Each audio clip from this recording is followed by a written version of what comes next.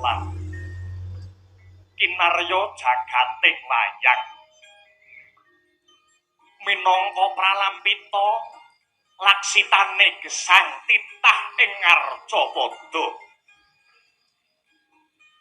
manungsa sinebat titah sampurna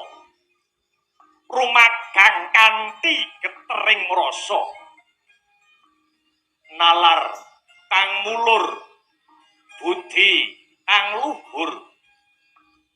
pinarcaya dadi wakile Gusti mranata jagat saisine dimen lulus kang sedya manungsa kudu anggayuh kawruh sangkan paraning dumadi saranane kudu ma guru